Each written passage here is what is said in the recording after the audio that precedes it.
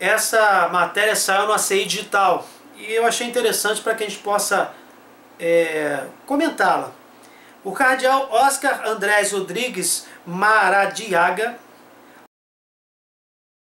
arcebispo de Tegucigalpa, Honduras, é um dos colaboradores do C9. O que é o C9? É o grupo de cardeais que ajuda o Papa Francisco na reforma da Cúria Romana. E ele reconheceu que existe um lobby gay dentro do Vaticano.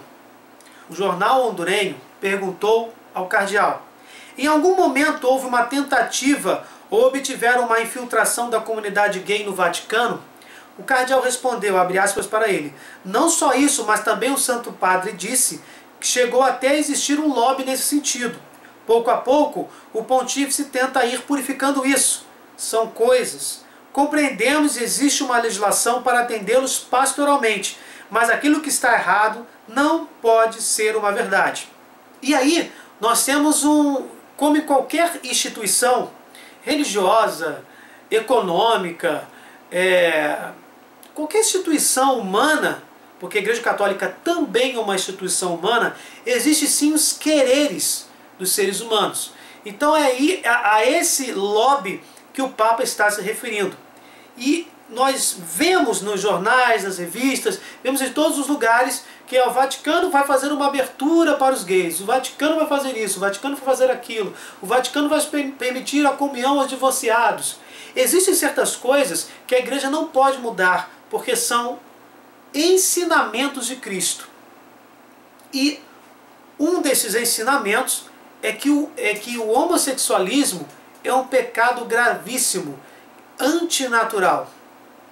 E eu vou ler para vocês a passagem Romanos 1, do 24 ao 32. Por isso, Deus os entregou os desejos dos seus corações, a imundície, de modo que desonraram entre si os próprios corpos.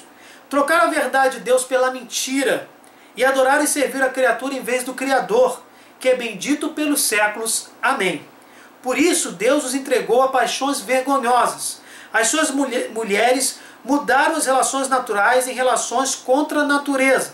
Do mesmo modo, também os homens, deixando o uso natural da mulher, arderam em desejos uns para com os outros, cometendo homens com homens a torpeza e recebendo em seus corpos a paga devida ao seu desvario. Como não se preocupassem em adquirir o conhecimento de Deus, Deus entregou-os aos sentimentos depravados, e daí o seu procedimento indigno.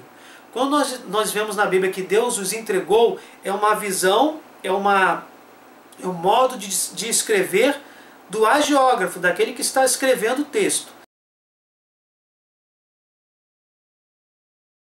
Mas nós, na filosofia e na teologia, entendemos que Deus, por ser verdade, por ser o sumo bem, não cria o mal. Então ele não entregou ninguém a nada, ele apenas permitiu.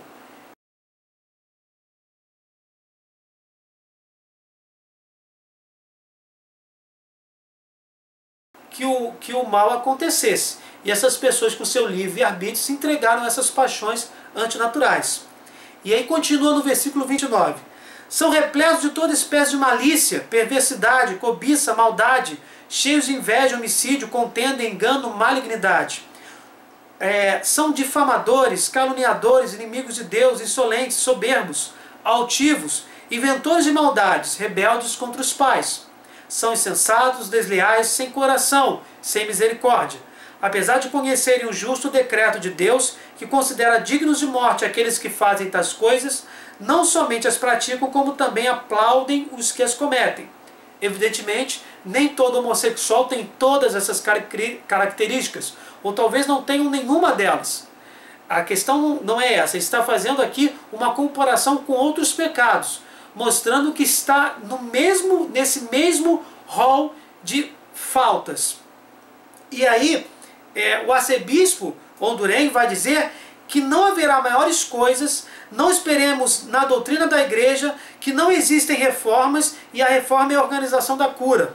Ou seja, diante da reforma do direito canônico, ele diz que não haverão maiores mudanças e que é apenas a organização da cura.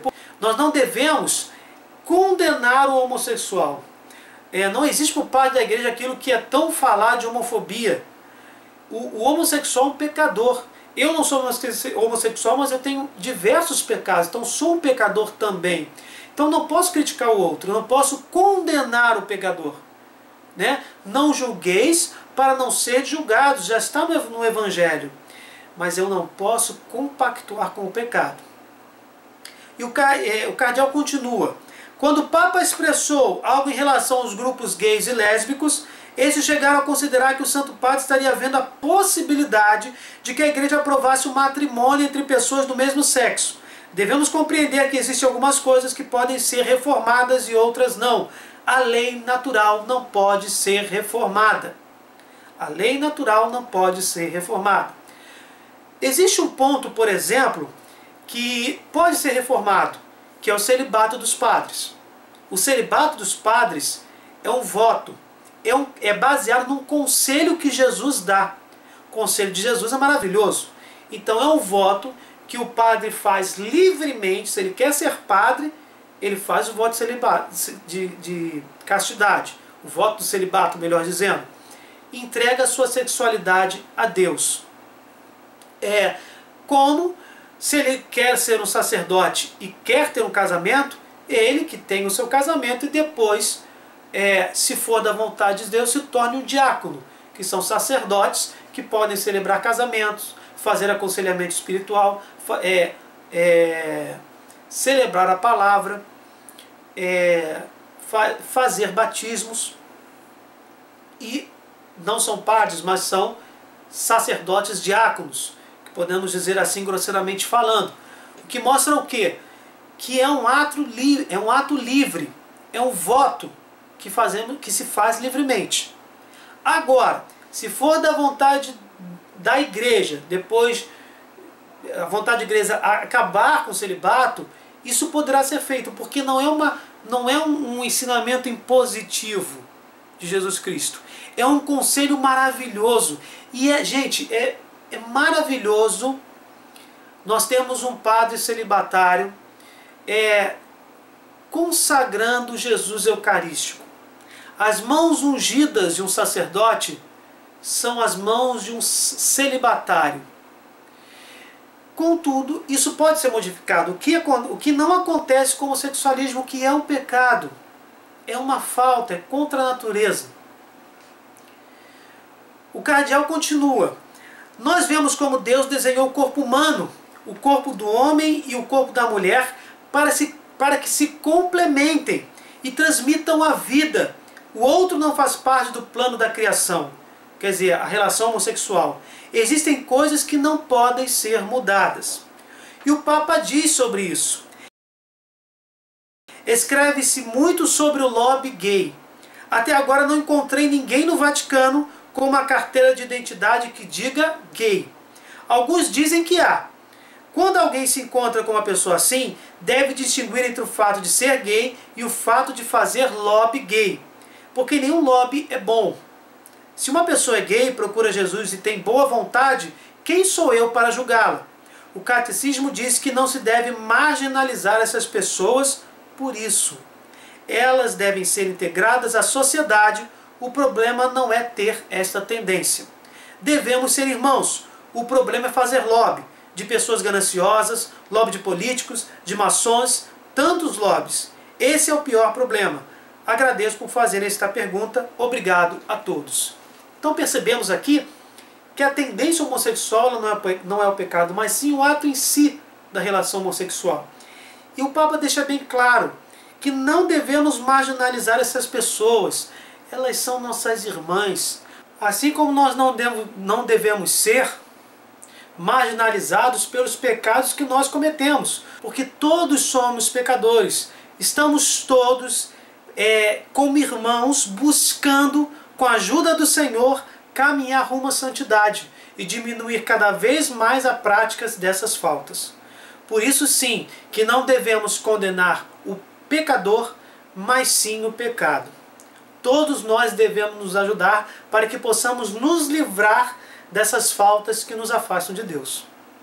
Por isso, existe um lobby, mas isto é do querer político e de tantas forças que tentam se impressionar a autoridade moral do mundo, que continua sendo a igreja.